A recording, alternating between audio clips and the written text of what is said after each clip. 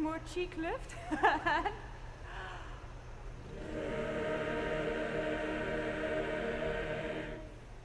With chewed all the time.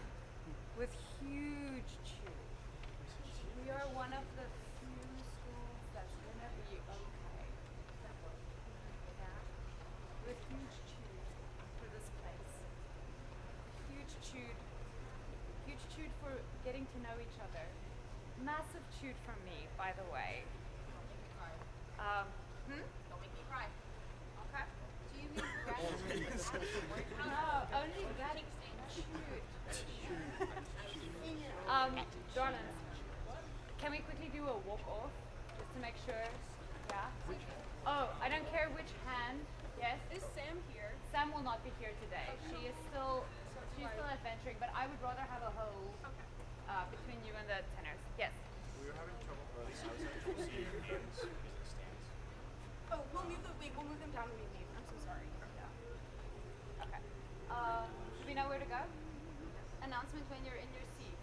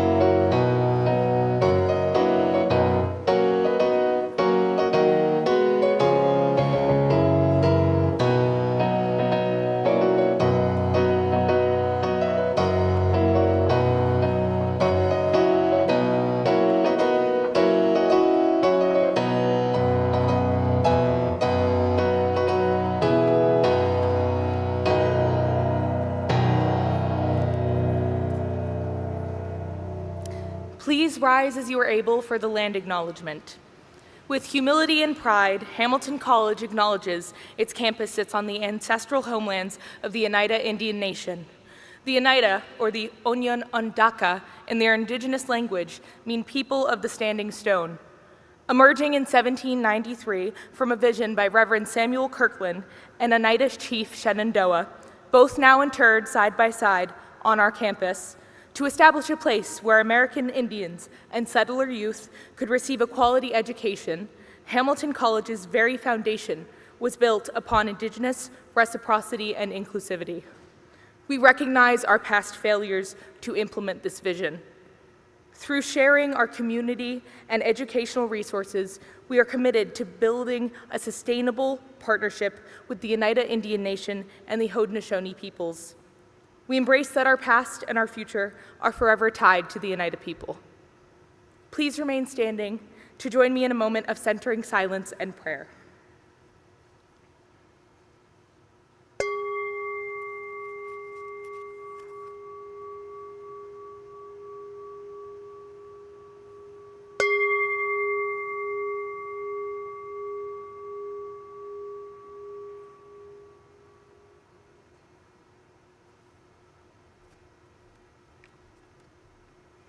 You may be seated.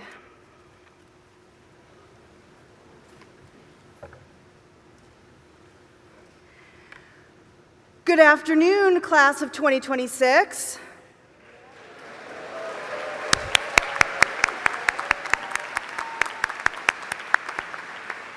Good afternoon, beloved family and friends. In the name of all that is sacred and holy, I greet you with grace and peace and welcome you to the 2026 Baccalaureate celebration at Hamilton College. My name is Colleen Halligan Priniger, and it is my deep honor and privilege to serve as Dean of Spiritual and Religious Life here at Hamilton. Graduates, 20 years ago, I sat exactly where you were sitting today. Actually, I was sitting right up here. And I was feeling in that moment, I imagine, very similar things to what you might be feeling. Exhausted after senior week, yes? Yes. Proud of myself and my friends, excited and anxious for my next chapter, nostalgic already at the realization that the ephemeral beauty of my undergraduate career was slipping into the rearview mirror in real time. If you are feeling any or all of these things, know that you are in good company. Not only the friends and peers that are sitting with you today, but also in solidarity with the generations of Hamilton and Kirkland students who have sat in these very seats, thinking these very thoughts, feeling these very feels, generation after generation after generation, and now you are part of that legacy too. The purpose of Baccalaureate is to provide a space for you to arrive exactly in the place where you are, mere hours before walking across this stage, to offer a sacred space to reflect on all that you have accomplished these many years and the meaning you are beginning to make of it all. The Student Baccalaureate Committee thoughtfully curated the next hour or so for you, with music and texts and student reflections grounded in the wisdom traditions reflected in our spiritual life groups here at Hamilton. You will also hear from our keynote speaker and receive the wisdom she has for us all today. All that you will hear today is guided by an intentional invitation to practice peace and optimism in this moment. Although this is a time of significant transition for all of our graduates, which is no small thing, we are confident that each of you have the skill and strength of character forged in this very community to face all that is coming your way in the next hours and days and weeks and years. And so, let us be together in a spirit of solidarity and love one last time before graduation. May it be so.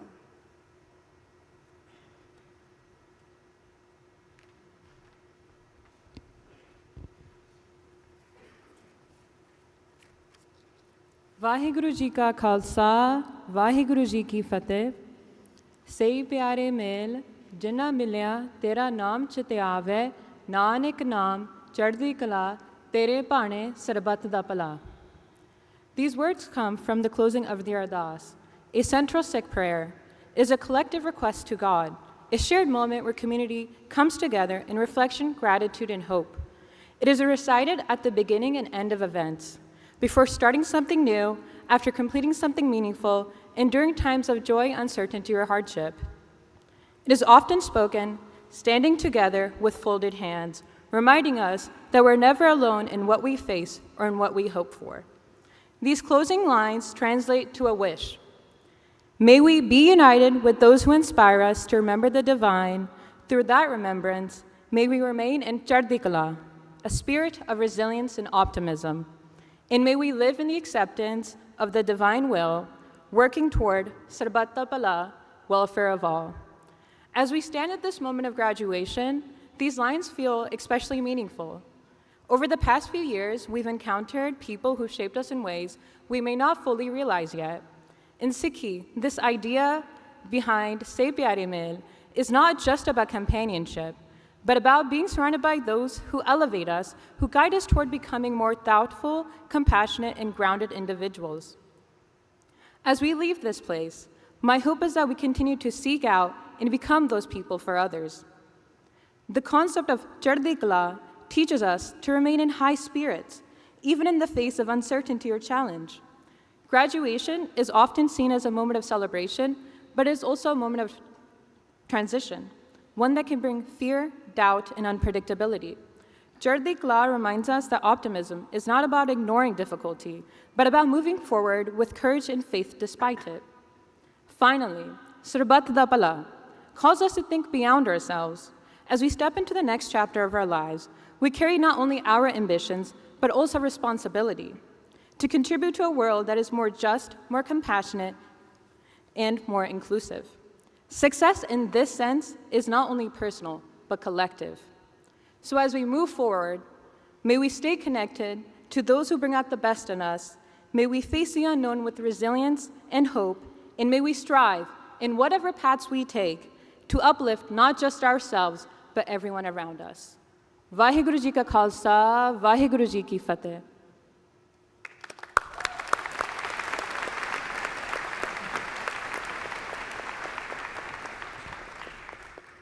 A reading from the book of Genesis.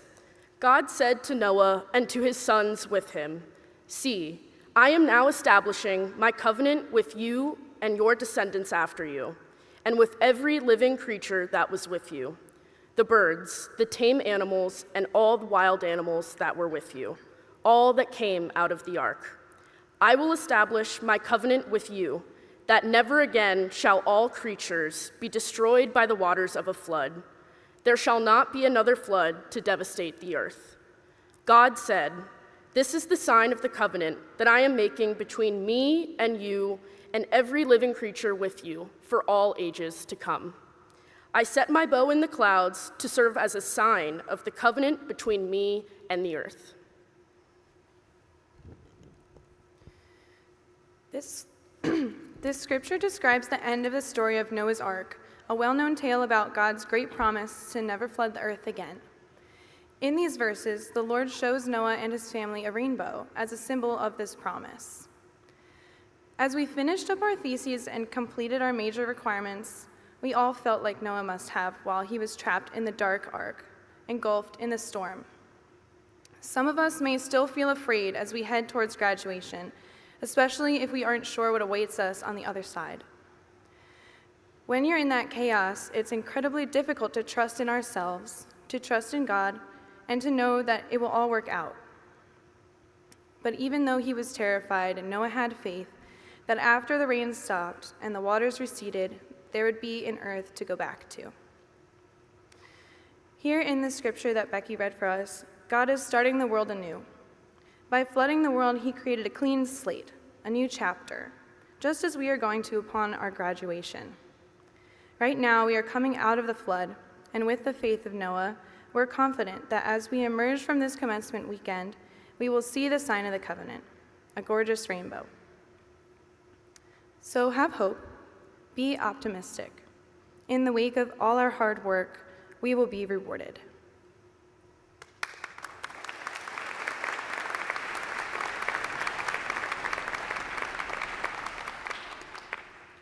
A reading from Parshat Lech Lecha from the book of Genesis. God said to Abram, "Go from your land, from your birthplace, and from your father's house to the land that I will show you. I will make you into a great nation. I will bless you. I will make your name great, and you'll become a source of blessing." In Parshat Lech Lecha, God instructs Abraham, the forefather of the Jewish people, to leave the comforts of his homeland and venture into an unknown land. In turn with that instruction, God also promises Abraham success and the ability to become a great nation. Abraham must confront the instructions with courage, belief, and commitment. All of us here today sit at a similar crux to the one Abraham faced. Like Abraham, we are about to leave our land and journey to places we may not know. We, like Abraham, will face unknown challenges with the possibility of great success. Unlike us, Abraham did not attend Hamilton College. Unlike Abraham, we do not have the express backing of God. So God's promise or Hamilton College education, I don't know which one I'd take. Throughout all of our time here at Hamilton, we've faced challenges, social and academic, with unknown outcomes. Whether that be how to graph supply and demand in a perfectly competitive market, or how we decide who we want to spend time socializing with. Hamilton has equipped us with the tools to attack new problems. We have learned how to think critically and creatively, act responsibly and ethically, and look out for one another. We all have the ability to explore new, uncertain lands. As we leave Hamilton and enter the professional world, there's the promise of opportunity and further growth. We each have the opportunity to go out and make a great nation, both for ourselves and for others. I hope that each one of us can go forth and make our lives a source of blessing.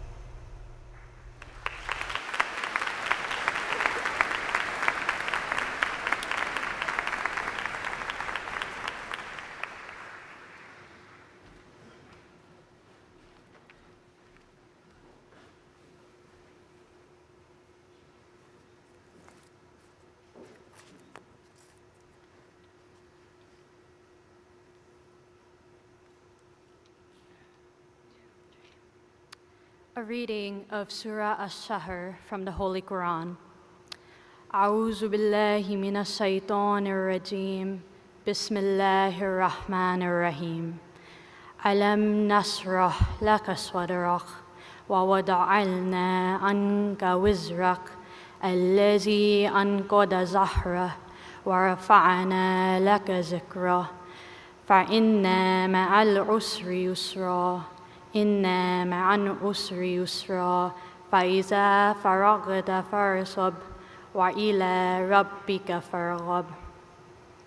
Surah Ash-Shahr, the relief, was revealed to the Prophet Muhammad, peace be upon him, by Allah as a way to remind him of the importance of preservation within times of hardship and struggle. This is evident in lines 5 and 6 of the verse. فَإِنَّ مَعَ الْأُسْرِ يُسْرًا إِنَّ مَعَ الْأُسْرِ يُسْرًا, which translated says, surely with hardship comes ease, and surely with that hardship comes more ease. This is a necessary message, one that serves as a testament to the times we find ourselves in now as we head into the world. There is the uncertainty that comes with graduating and what life will hold for us after Hamilton. There's the change that comes with no longer being students and being set forth into the real world. There is worry, fear, and grief, and interwoven into it, there is hope, joy, and perseverance that carries us nevertheless. Here, ease is not what you earn through hardship, but rather what carries you forward in its midst. It is the laughter shared with friends after a hard day.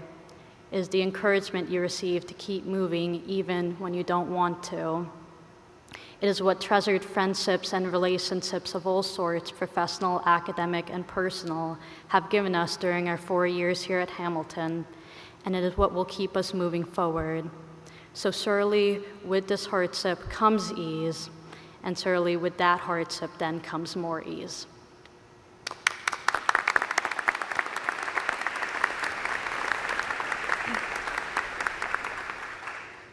This excerpt from Shinryu Suzuki's book, Zen Mind, Beginner's Mind, speaks to the intellectual curiosity and epistemic humility that we cultivate at Hamilton.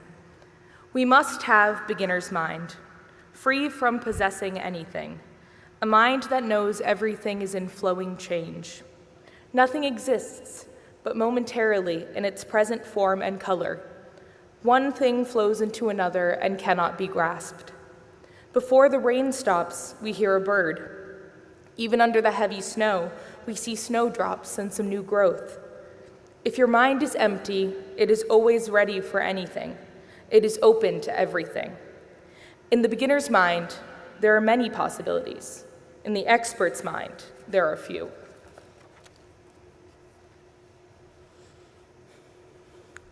As we close this chapter in our lives, we must remember that although we have accumulated so much knowledge, there's still so much to learn and experience. We must keep an open mind about what there is to come. Some of us have the next couple of years planned out, some of us don't. And that's okay, because we're on different paths. We're moving towards different goals. Take the image of a labyrinth. When considering it, you go in one end, you get to the middle, and you come right back out. This is how life is, but we forget about the twists and turns. We go one place, and then we get turned around. We feel that we are making so much progress, but then we have to go back where we started. You get so close to the center, and then somehow you find yourself back at the edges. It feels like nothing is going right.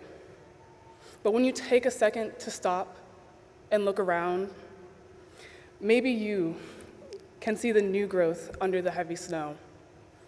You've come so far, and it's worth continuing. You will reach the center, and you will get to where you need to be. So, after you walk out of this place and moving forward, whenever you can, take a moment to slow down, take a breath, and touch the reality of the present. Each time you are able to come back to your breath, you cultivate an awareness. You water the seeds of intentionality, and you harvest the possibilities.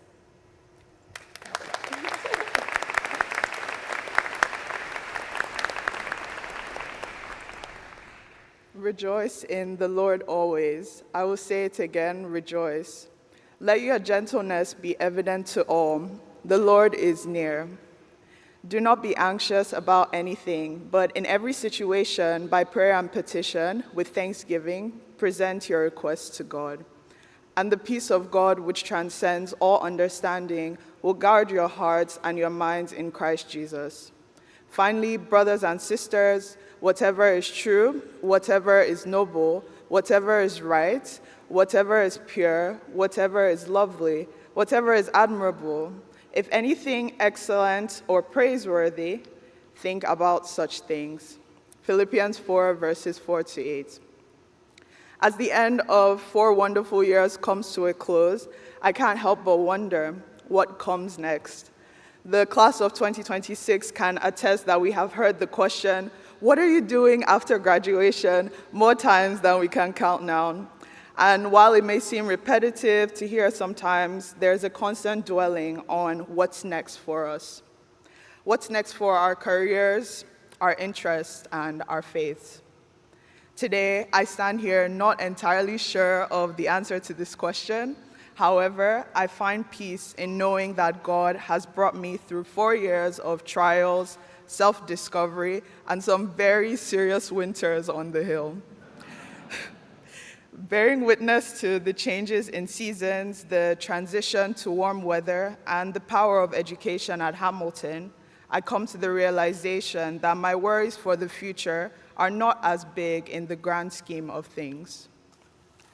Closing this chapter of our lives, I realize that gratitude for experiences past and present help me stay grounded in thanksgiving for my Christian community and the valuable lessons they've taught me on campus.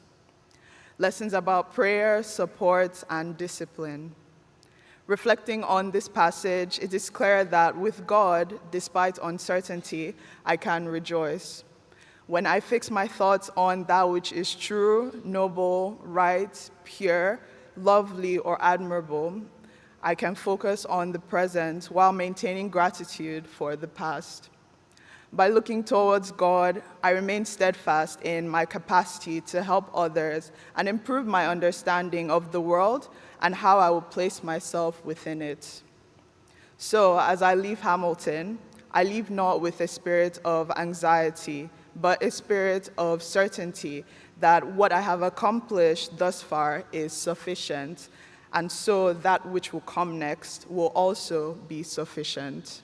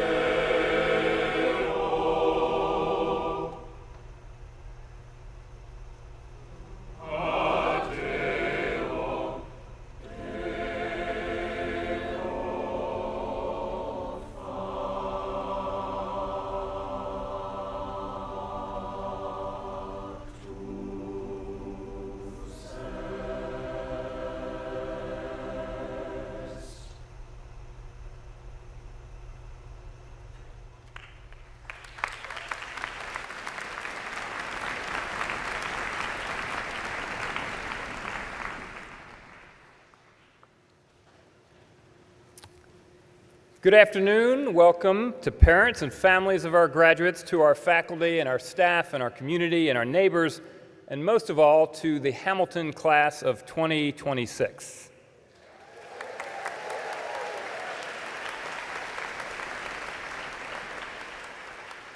This is such a beautiful, beautiful ceremony. The voices of our students under the leadership of Charlotte Batha, just unbelievable, beautiful. Thank you for being with us. And our student speakers today to come up here and share such intimate wisdom with us. They're incredible. Let's give them all a round of applause.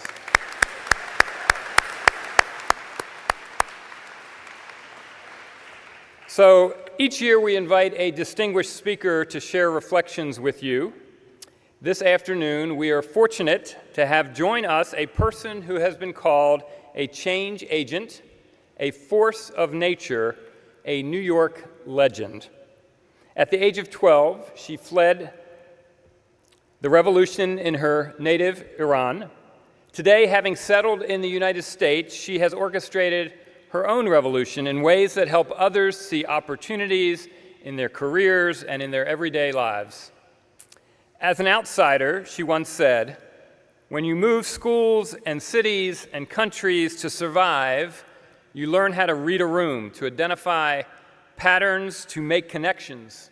Also, as an immigrant, I learned empathy, resilience, and agility." Maryam Banakaram has turned those life lessons into a career of purpose-driven change agent. In her role as a chief marketing officer, she has led major businesses through extensive transformations, resulting in meaningful brand differentiation and top-line growth. She subsequently pivoted to become a community builder, focused on helping people find purpose, community, and spread joy. We'll have more to say about Maryam when she receives her honorary degree at tomorrow's commencement. In the meantime, please join me in welcoming Hamilton's 2026 Baccalaureate speaker, Maryam Banakaram.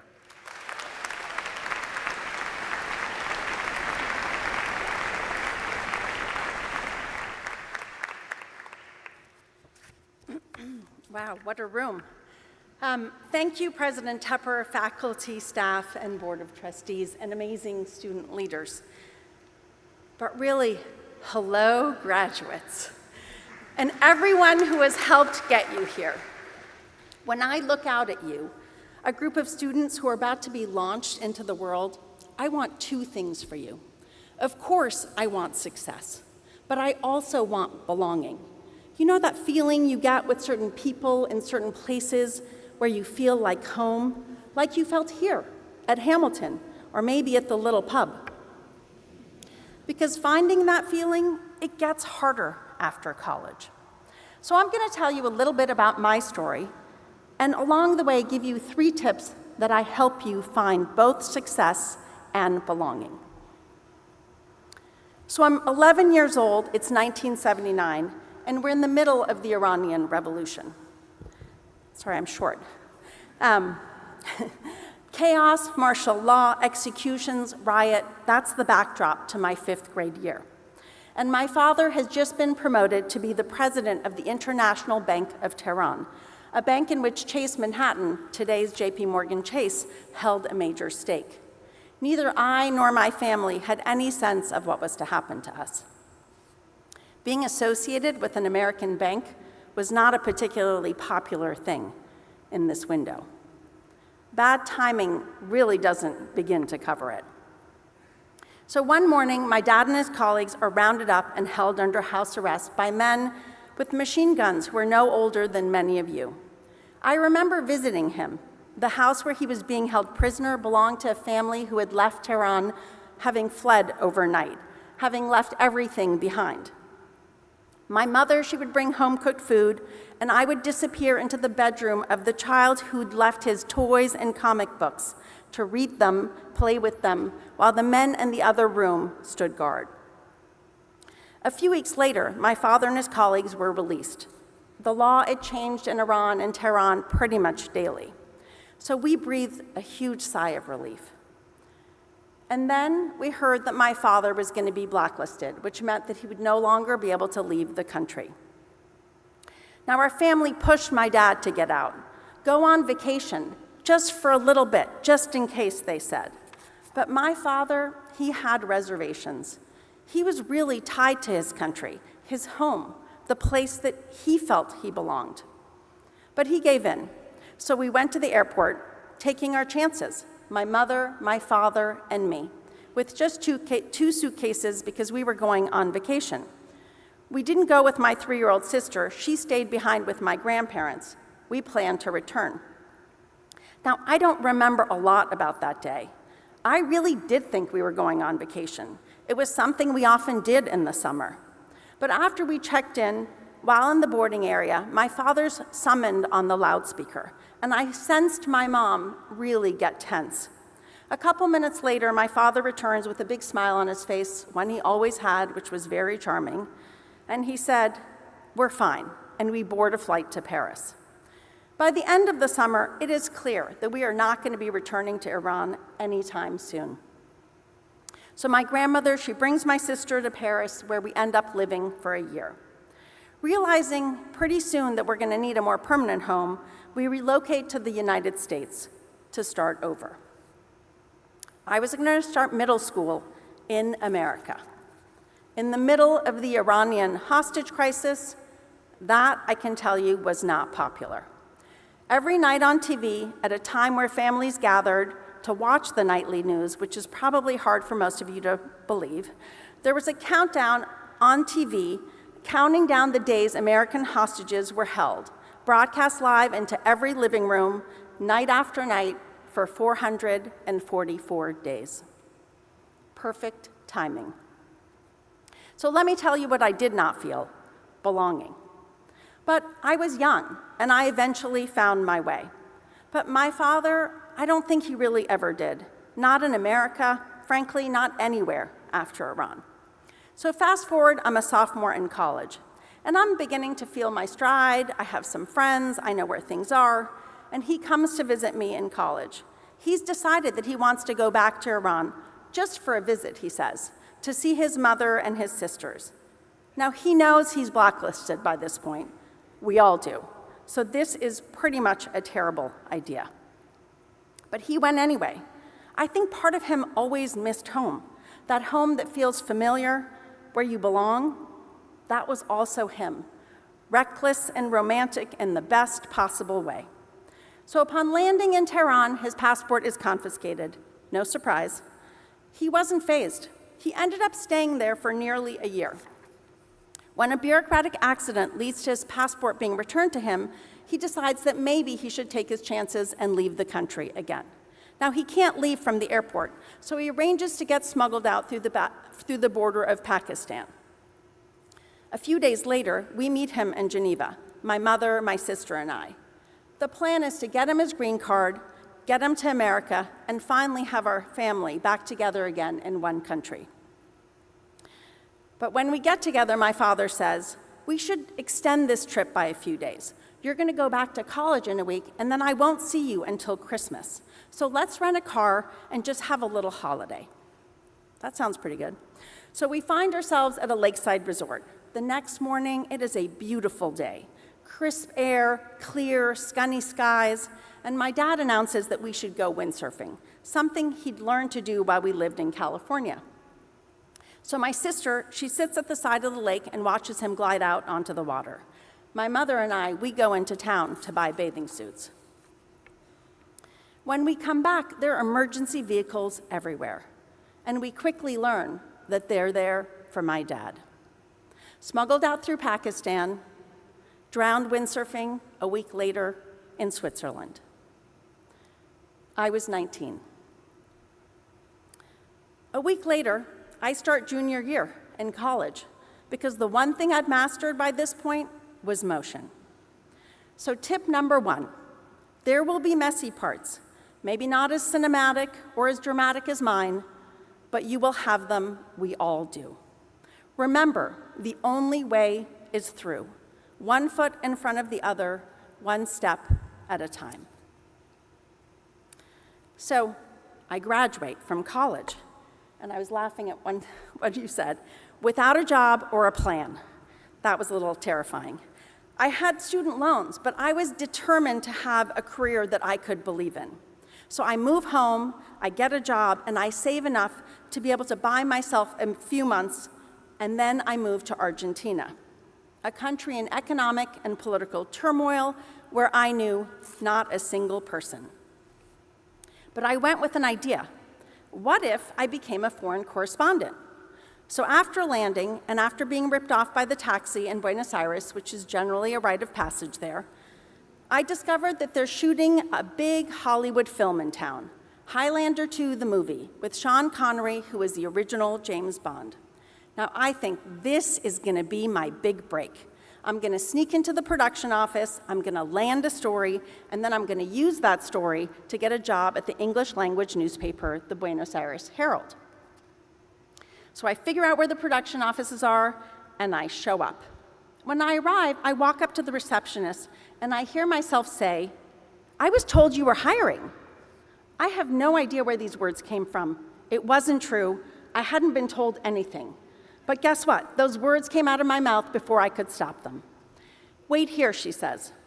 It turns out the film company had just fired a bunch of people, and coincidentally, I'd walked into the office in the exact moment they needed replacements. Finally, good timing. So I land a job. I go to Argentina to be a foreign correspondent, but I end up working on a Hollywood film set instead. Now, fast forward, I go to graduate school. A friend sees a book I've made for fun, yeah, I was way a nerd, of travel columns I'd written for my college newspaper, and I'd combined them into a book with an advertising campaign that belonged to The Gap, when we all shopped at The Gap. He sees this book and he says, "You should send this to Mickey Drexler, the CEO of The Gap. He just spoke at our retailing class, and I think he'll like it." This is before the internet. I package up the book, I write a letter to Mickey, and I mail it to Gap headquarters addressed Mickey Drexler, CEO. A few weeks go by, it's finals, and I'm at my desk studying, and the phone rings. "Is this Miriam?" "Yes." "This is Mickey Drexler."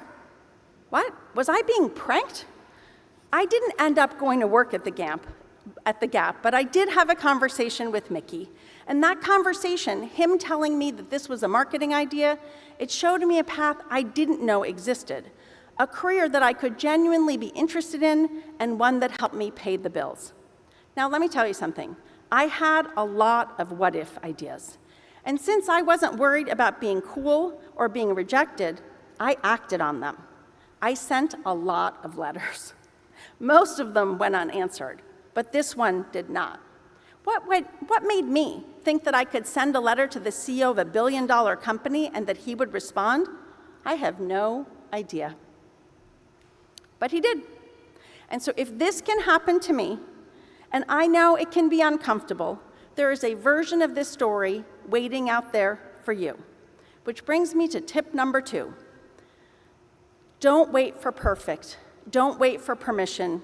Don't self-reject. Don't talk yourself out of it.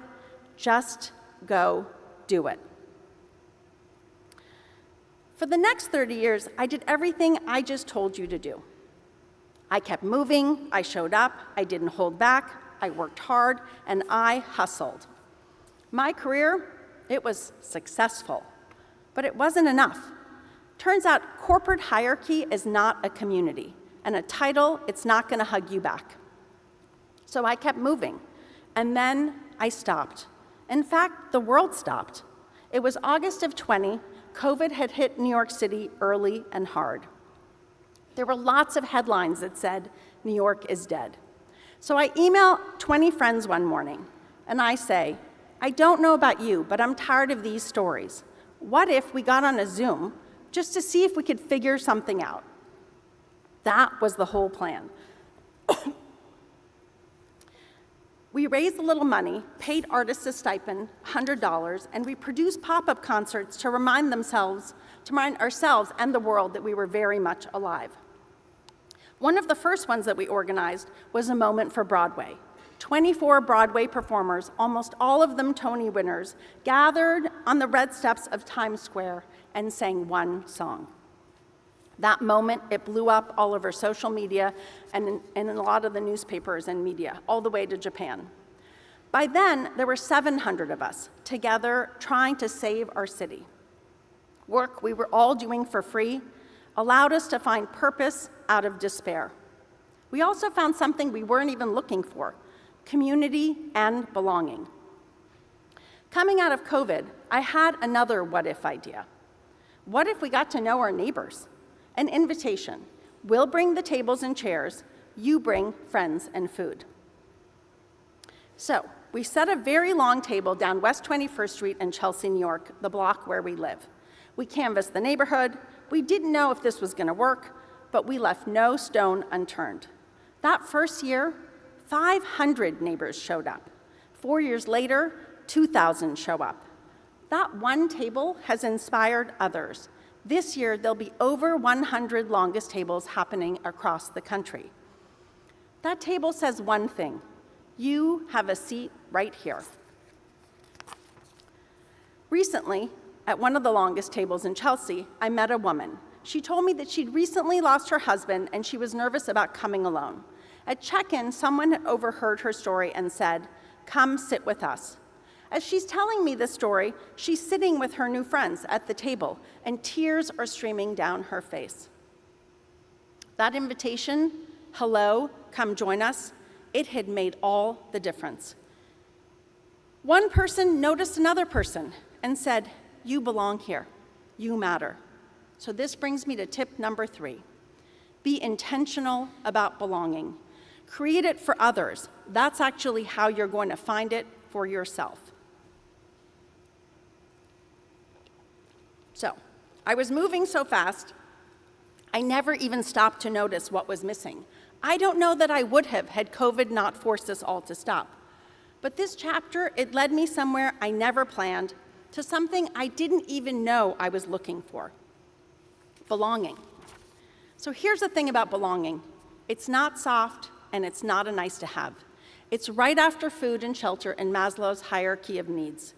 It's the single greatest predictor of well-being, more than wealth, more than status.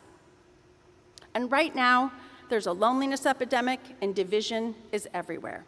So I want you to have success, whatever that means for each and every one of you. But I also want you to find a place where you belong. So remember that girl who moved here in the middle of the Iranian Revolution from middle school? She stuck out like a sore thumb. The one who wasn't sure there was a seat for her at the cafeteria table. She finally stopped looking for one. She set a table, she said hello. She pulled up a chair for someone else, and 2,000 people showed up. You won't find belonging. You actually have to create it. So, set a table, say hello, and pull up a chair for someone else. Congratulations, class of 2026.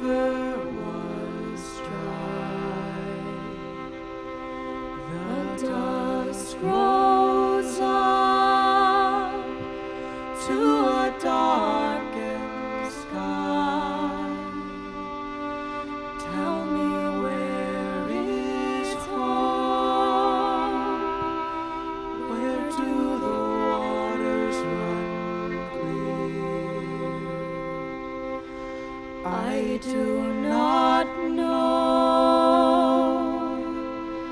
my way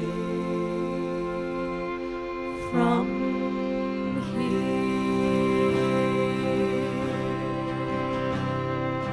Come and stand in that river, current gentle and slow. Send your troubles down water, down on that water flow. When you stand in that river, angels sing in your head, secrets beyond every worry, dreams beyond every dread. Tell me, sister, brother, where does that river flow? It flows down to the great water, where soon my people will go. Come and stand in that river, current gentle and slow. Send your troubles down water, down on that water flow. When you stand in that river, angels sing in your head, secrets beyond every worry, dreams beyond every dread. Oh, tell me, sister, brother, where does that river flow? It flows down to the great water, where soon my people will go. Oh, time passes on down the stream. Some days are so much sweeter. Some days, some pass like a dark dream. So come And stand in that river, current gentle and slow. Send your troubles down water, down on that water flow. Come and stand in that river, current gentle and slow. Send your troubles down water, down on that water flow.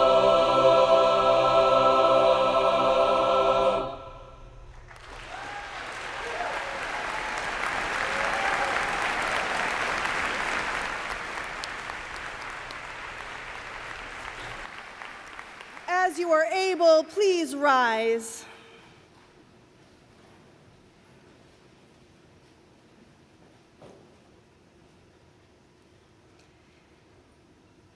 The time has come to leave this place.